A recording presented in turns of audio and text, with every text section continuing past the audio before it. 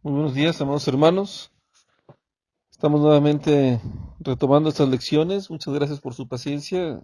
Como todos ustedes saben, o la mayoría tuvimos un pequeño inconveniente y retrasamos un poquito los estudios, pero para la gloria de Dios, todas las cosas nos ayudan a bien y hoy estamos nuevamente enviando esta lección número 15 para la gloria del Señor, donde hablaremos de la vida cristiana, ¿verdad?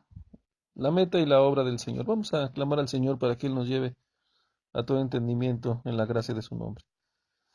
Bendito Dios de la gloria, Padre de nuestro Señor Jesucristo. Te damos alabanza, gloria y honra, Señor, porque tú eres santo, tú eres bueno. Te pedimos que tú nos ayudes, Señor, a conformarnos más a ti, a entender tu palabra, a apartarnos de nuestras maldades, Señor, y ser sabios en tu verdad. Te damos la gloria, Padre, ponemos esta enseñanza delante de ti, y que seas tú, Señor, el que lo haga todo de nosotros, para la gloria de tu nombre. Bendito sea, Señor Jesucristo.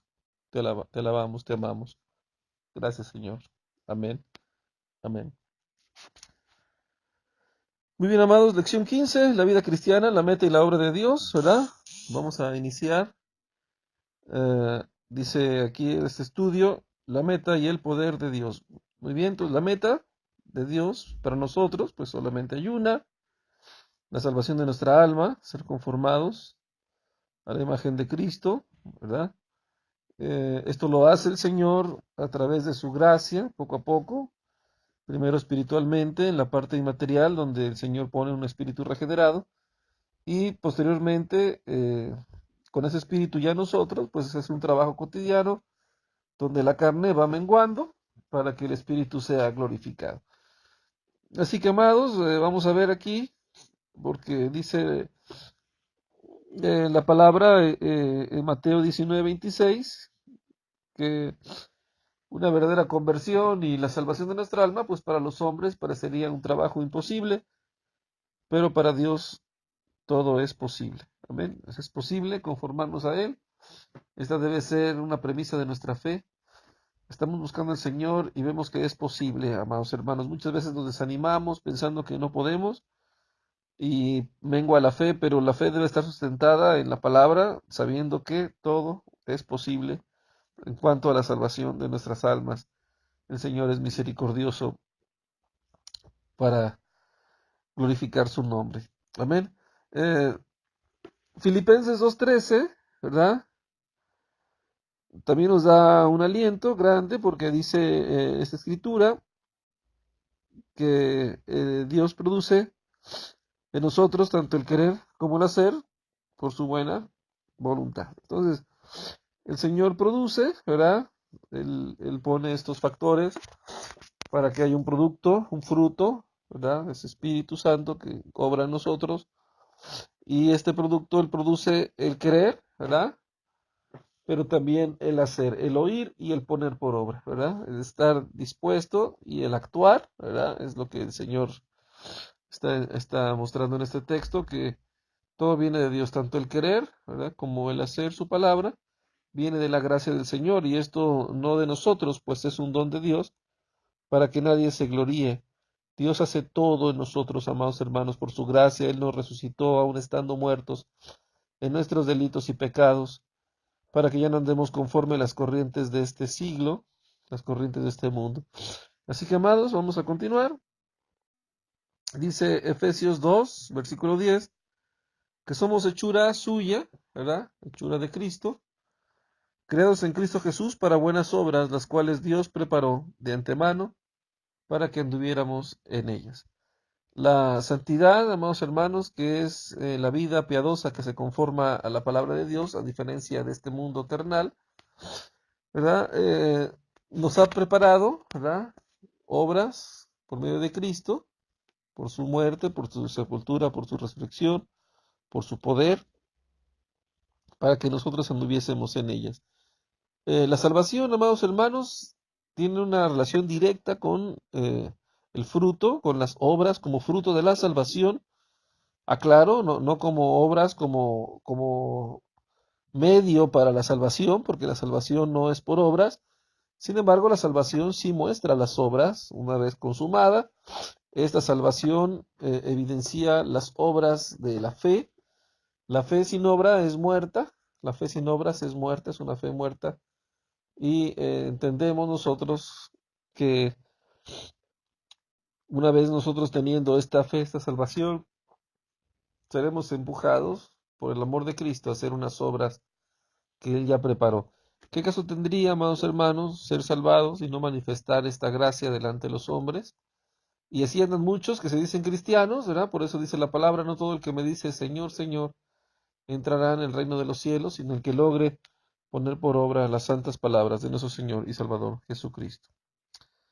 Muy bien, en el punto siguiente encontraremos unos versículos, ¿verdad? Para aquí en el libro de Filipenses, algunos textos para poder revisar. Dice, ¿qué afirman los siguientes versículos en cuanto al poder de Dios para transformarnos a la semejanza de su Hijo? ¿Verdad?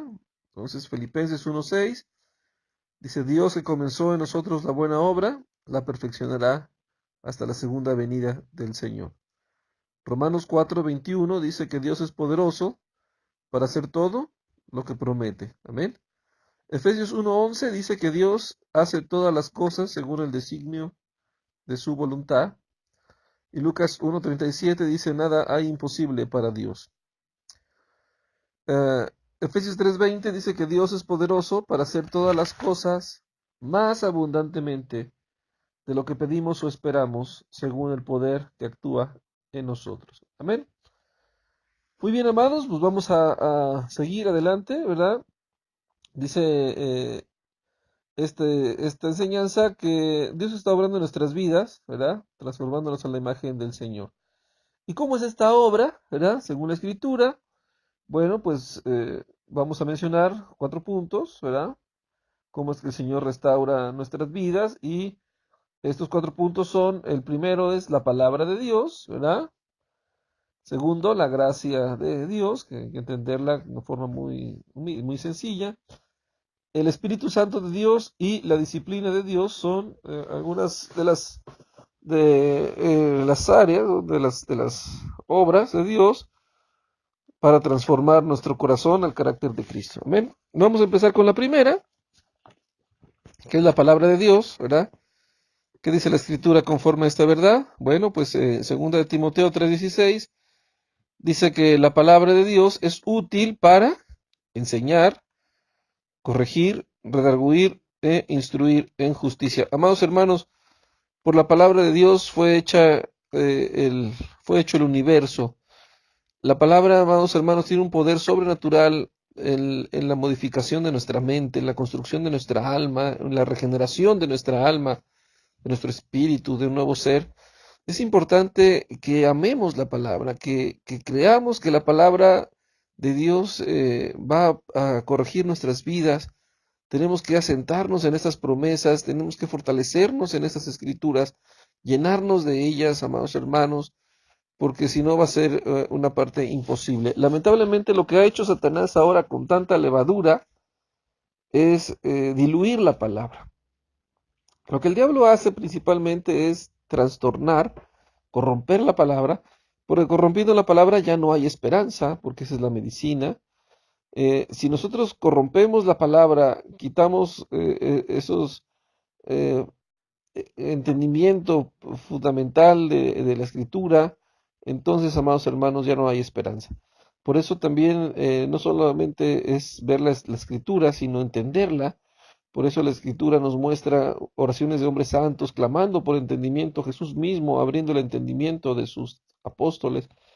Entonces, la palabra debe de entenderse de una manera sencilla y una manera sobrenatural. Me refiero a sobrenatural no desde el punto de vista terrenal, sino desde el punto de vista espiritual, porque no lo vamos a ver desde lo terrenal de este mundo, sino vamos a verlo sobre lo espiritual. Por eso, la teología ha sido una herramienta limitada, limitadísima, para poder llegar al conocimiento de la verdad por medio de Cristo. Y si bien es una herramienta útil, podemos decir, también es una herramienta muy, muy limitada y hasta cierto punto llega el momento en que debe ser rebasada y la escritura debe escudriñarse de una manera muy sencilla, leyendo cada texto con humildad y con mucha fe, creyendo en lo que está escrito. Entonces, la palabra va a ser una función sobre nuestra vida, nos va a enseñar, ¿verdad? Nos va a corregir, ¿verdad? Que está lo difícil, porque nadie quiere ser corregido. Nos va a redarguir y nos va a instruir en justicia. Entonces, cuando la palabra no te está redarguyendo, entonces la palabra no está haciendo nada en tu vida. Cuando la palabra no te está instruyendo en una nueva vida, entonces no estás creyendo. Cuando la palabra no te corrige, pues entonces ya no hay nada que hacer. Y si la palabra no te enseña, pues entonces ya no hay ninguna otra fuente donde podamos tener esperanza ni salvación, solamente a través de Cristo, que es el Verbo hecho carne. Dice aquí este punto, según 2 Timoteo 3:16, Dios nos enseña e instruye a través de la palabra. ¿Qué enseñan los siguientes versículos con respecto a esta gran verdad? Bueno, pues Salmo 119 dice que lámpara es a mis pies tu palabra y lumbrera a mi camino. Y Salmo 119:9, ¿con qué limpiará el joven su camino? Con guardar la palabra, ¿verdad? Dice la palabra también que la escritura en Timoteo que la palabra nos redarguye y corrige. Bueno, vamos a ver en Hebreos. Dice la escritura que la palabra de Dios es viva y eficaz y más cortante que toda espada de dos filos y penetra hasta partir el alma y el espíritu, las coyunturas y los tuétanos y discierne los pensamientos y las intenciones del corazón, ¿verdad? La palabra te desnuda y discierne tus intenciones. Tú puedes decir que tienes buenas intenciones, pero al ver tu corazón y el fruto de tu corazón conforme a la palabra, pues vemos que no eran tan buenas, ¿eh? Es un ejemplo. Y entonces ahí podemos ser corregidos, podemos ser exhortados, podemos ser salvados, porque lo primero que se necesita para ser salvado es solicitarlo, reconocer la necesidad de nuestra salvación. Si no reconocemos la necesidad de nuestra salvación, pues ¿cómo vamos a ser salvados? Y eso es lo que explica Romanos 1. Pablo dice que en el Evangelio la justicia de Dios se revela por fe y para fe. Y el justo por la fe vivirá, o sea, se revela la ira de Dios, la justicia de su palabra, y aquel que crea el peligro, que crea que realmente el Señor está airado contra el impío todos los días, ese hombre pues tendrá esperanza, ¿verdad? Muy bien. Dice la escritura también en Timoteo que la palabra es poderosa para instruirnos, y Romanos 12:2 dice, ¿verdad? Que el Señor va a transformar nuestra mente por la renovación de nuestro entendimiento y vamos a poder comprobar que todo esto es bueno y perfecto para nuestra vida. Amén. Es lo que dice Romanos 12:2. Entonces, vemos la importancia de la escritura que tiene para nosotros, amados hermanos, y el poder tan grande que hace nuestro corazón. Muchas veces estamos débiles, estamos, estamos sufriendo porque la palabra no está actuando en nosotros. Y no solo es leerla, amados hermanos, muchos piensan que leyendo la palabra ya es todo. No, no, no, o sea, la palabra hace esta función completa, ¿verdad? Por eso dice, para que seáis perfectos y cabales, sin que os falte cosa alguna. La palabra, amados hermanos, no solamente te va a enseñar, o sea, no solamente la tienes que leer, sino tienes que actuar para que esta palabra te corrija, te instruya, ¿verdad? Te redarguye, te dirija, ¿verdad? Te enseñe para vida eterna. Amén. Entonces la palabra de Dios es una de las herramientas con que el Señor obra en nuestra vida para conformarnos a Él. Vamos a ver la segunda que decíamos que era la gracia de Dios, ¿verdad? La gracia de Dios, amados hermanos, haremos un estudio eh, solamente para este punto, porque es un tema muy, muy complejo. Aquí este estudio solito pues lo menciona en 4 puntos muy generales, pero bueno, vamos a comentarlo así, ya después enviaremos otro link para poder hablar exclusivamente de la gracia. Bueno, eh, la gracia del Señor, ¿verdad? Romanos 2:4 dice que ¿cómo es que menospreciamos o menospreciáis las riquezas de su benignidad, paciencia y longanimidad, ignorando que su benignidad te guía al arrepentimiento, ¿verdad? La gracia, amados hermanos, es el don de Cristo, es la voluntad gloriosa para conformarnos al Señor, es la capacidad también con la cual nosotros somos fortalecidos por medio de Cristo para que podamos ser más como Él. Dice en 2 de Corintios 5, del 14 al 15, ¿cuál es el motivo más grande para que el cristiano deje de vivir para sí y viva para el Señor? Bueno, dice que el amor de Cristo nos constriñe, pensando esto, que si uno murió por todos, luego todos murieron y por todos murió, para que los que viven ya no vivan para sí, sino para aquel que murió y resucitó por ellos. La clave en ese texto está que ya no vivas para ti. La gracia te capacita ya no vivir para ti, sino vivir para el Señor. La gracia es el don de Cristo, el don máximo, el don del Espíritu, esta voluntad gloriosa del Señor por amor de sí mismo, de darnos un regalo poderoso para la salvación. Y la gracia es esta capacitación para vivir para sí. Muchos piensan que la gracia es una forma de solapar nuestros pecados y justificar nuestra carnalidad. Y esto no es verdad, ¿verdad? Por eso una verdad a media se convierte en mentira. Eh, es correcto que la gracia es parte del poder para llevarnos al arrepentimiento. En esencia, si yo cometo un pecado, pues la gracia es la que me va a ayudar a salir adelante. Por gracia sois salvos. El único detalle es que les falta explicar a estos hombres que leudan este texto, entendiendo que es por gracia y no por obras, o sea, que no hagas lo que hagas, el Señor te va a salvar. Lo que no enseñan es que la gracia también es una capacitación para prevenir el pecado, para apartarse del pecado, para santificarse del pecado. Es la fuerza y el poder de Dios para vivir en santidad. Por la gracia somos santos de Dios, pero eso olvidan aquellos que dicen, no, es por gracia, yo hago lo que quiero, peco, y luego por gracia Dios me va a perdonar. Bueno, es correcto, te va a perdonar por gracia, pero siempre y cuando te arrepientas. Y ese arrepentimiento también va a llegar por gracia. Pero la gracia hay que buscarla, hay que clamarla, hay que pedirla, hay que anhelarla, ¿verdad? Que es lo que representa el arrepentimiento y es la búsqueda de Cristo, porque Cristo nos dio la abundante gracia, gracia sobre gracia, abundado en Cristo. Entonces, amados, si no buscamos a Dios, ¿cómo esperemos que así nada más nos solape y nos mande al cielo cuando nosotros no deseamos estar ahí, cuando no nos gusta esa vida ahí? Entonces, esa es la incoherencia, por eso la gracia nos capacita para que tengamos el deseo de estar con el Señor para siempre y aborrecer estas cosas terrenales. Por eso es muy importante que ya no vivamos para nosotros, sino para el Señor.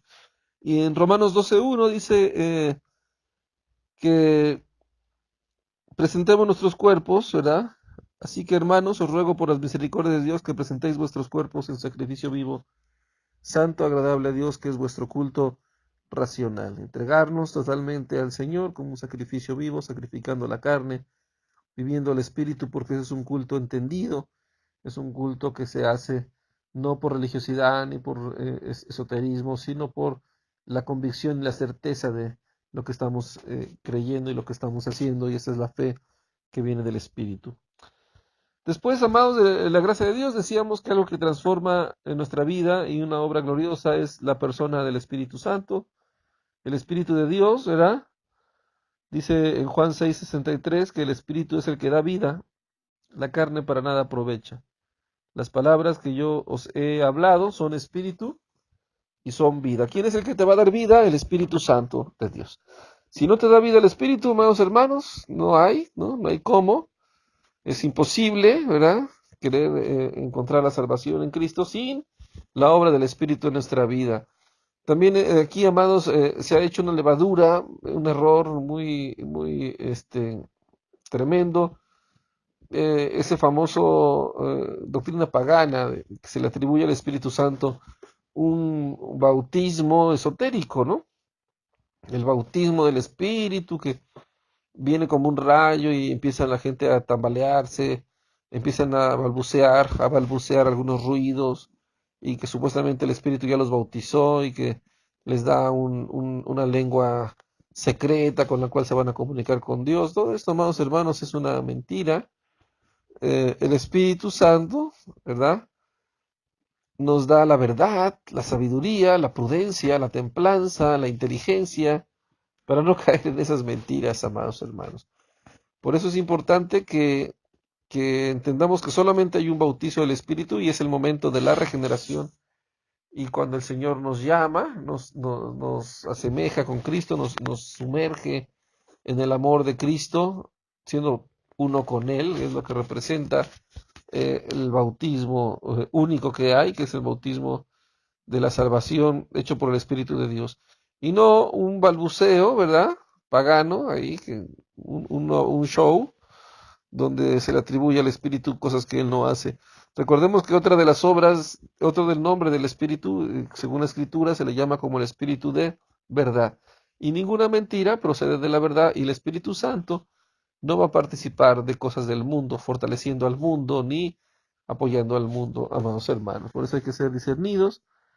Por eso es importante que las obras de la carne de este mundo no van a aprovechar para nada. Si quieres tener vida, solamente es a través de la obra del Espíritu Santo de Dios, la tercera persona de la unidad, que nos enseña las cosas que hemos de hacer.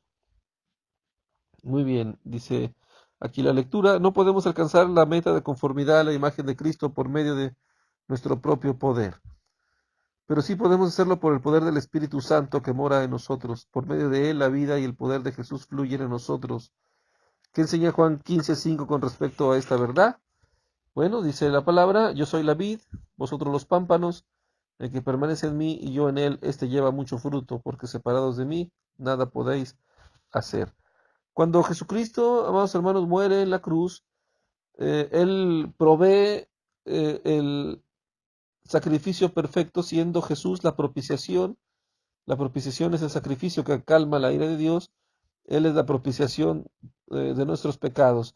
Entonces, al momento de este sacrificio, ya el Señor puede permitir que el Espíritu Santo more en nosotros sin que alguno de nuestros pecados, ¿verdad?, haga que el Espíritu tenga que salir. Antes así pasaba, el Espíritu habitaba en un hombre, el ejemplo más claro es el de Saúl, pero por el pecado, ¿verdad?, porque no había la gracia del sacrificio de Cristo, que el sacrificio de Cristo es el sacrificio perfecto.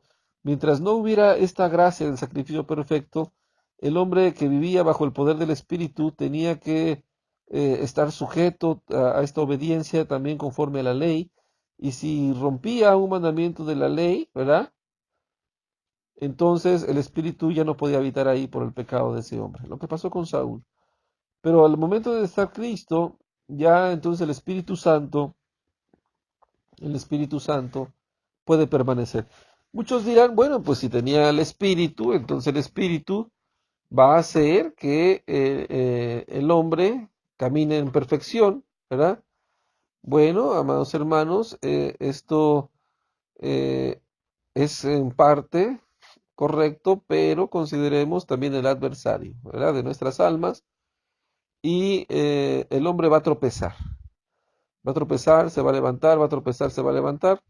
El problema es que cuando ya tenemos el Espíritu y Satanás pone un tropiezo por nuestra carne, que es débil, porque la carne no se regenera, amados hermanos, lo que se regenera es el Espíritu. El bautismo no quita las inmundicias de la carne, no quita, o sea, el pecado está condenado en la carne. eh, los apetitos están ahí hasta que esta carne muera, entonces tendremos un cuerpo glorificado. Entonces el Espíritu da vida, el Espíritu a Saúl lo llenó, ¿no? Saúl participó de cosas santas. Sin embargo, la carne, ¿verdad? El corazón de Saúl constriñó al Espíritu, ¿verdad?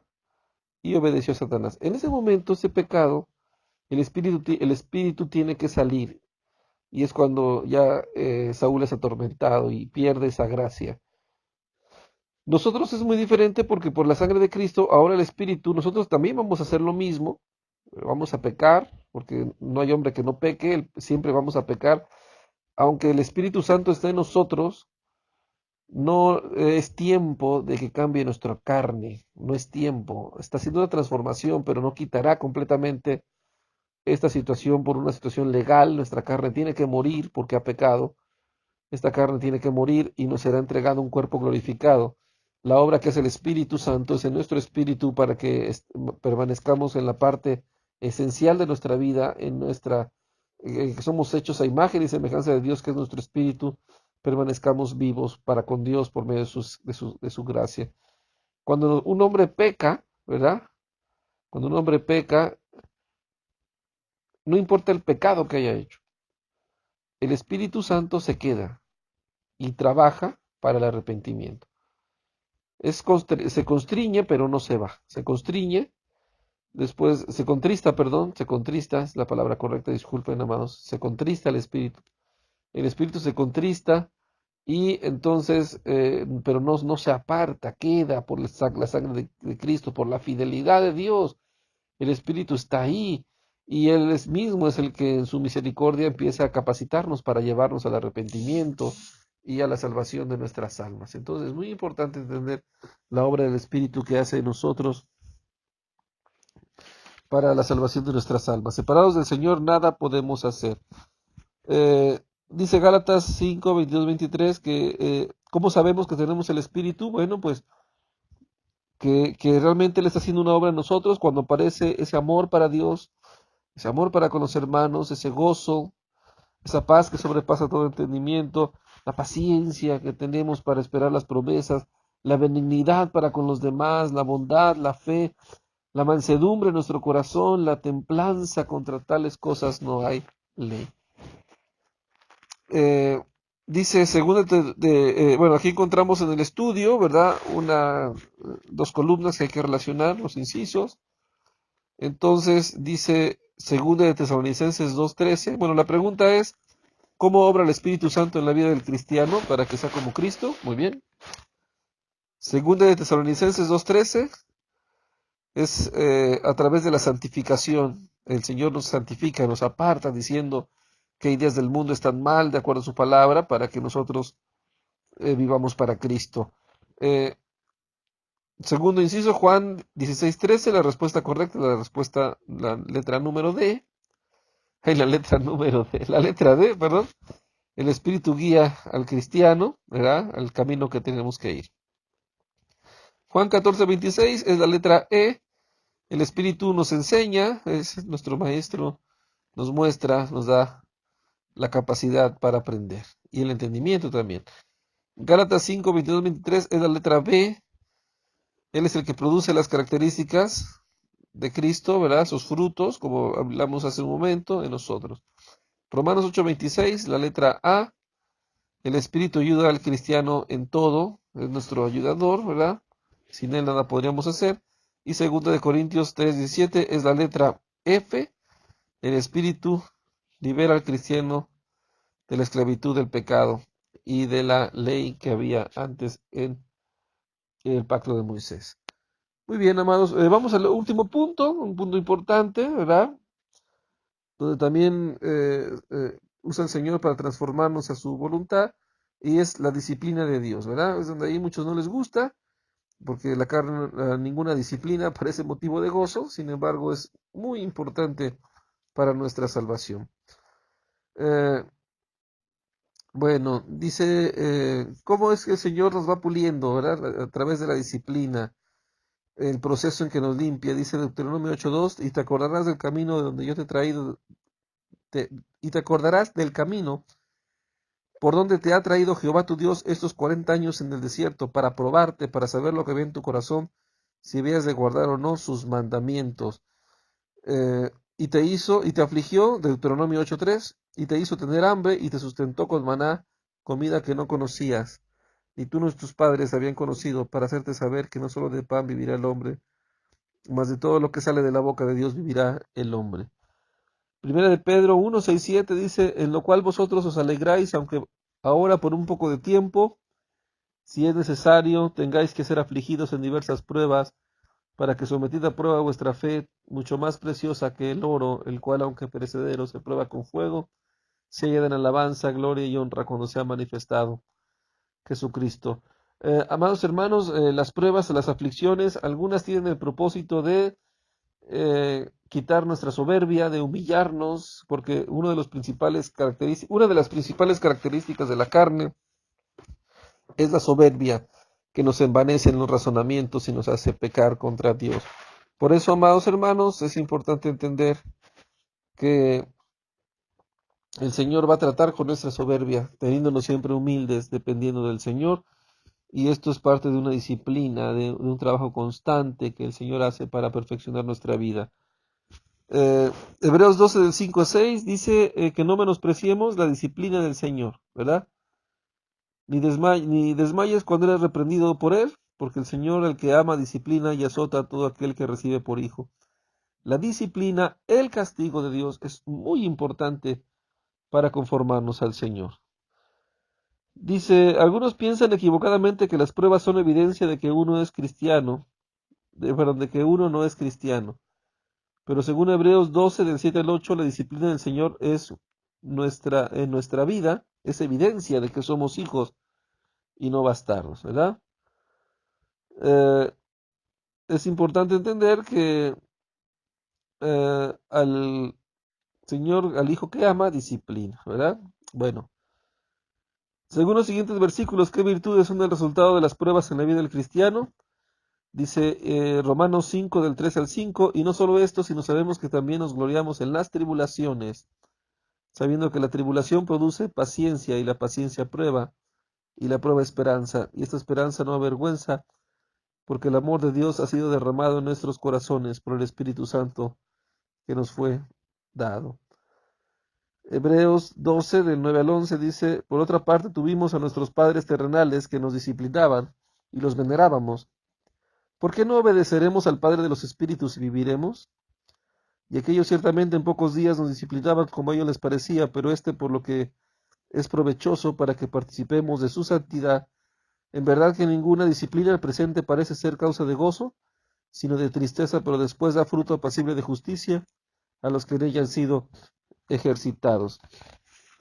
Santiago 1 del 3 al 4 dice, sabiendo que la prueba de nuestra fe produce paciencia, mas tenga su paciencia su obra completa para que seáis perfectos y cabales, sin que os falte cosa alguna. La gran meta de Dios para cada cristiano es su conformidad a la imagen de Jesucristo, amados hermanos. Dios comenzó el proceso de nuestra santificación, ¿verdad? En el momento en que creímos, y ahora le está transformando poco a poco por medio de su palabra, su gracia, su espíritu y su disciplina, nuestros corazones para conformarnos a Él. Un día cumplirá su propósito en nosotros y estaremos en su gloriosa presencia, hechos a la imagen de su Hijo, y este es nuestro objetivo en la salvación. Amén, amados hermanos, vamos a terminar este estudio. Gracias por seguir diligentes, aprendiendo del Señor. Amados, no menguemos y nos sigamos adelante, perseverando en esta gracia para seguir adelante en este proyecto de la vida eterna que es aprender del Señor. Muy bien, amados, Dios los bendiga. Esperemos vernos pronto, escucharnos pronto para seguir adelante en este proyecto, en estos estudios, amados, que son de grande bendición para nuestra vida. Dios te bendiga, amado, paz en el Señor y estamos pronto en contacto. Dios te bendiga, amado.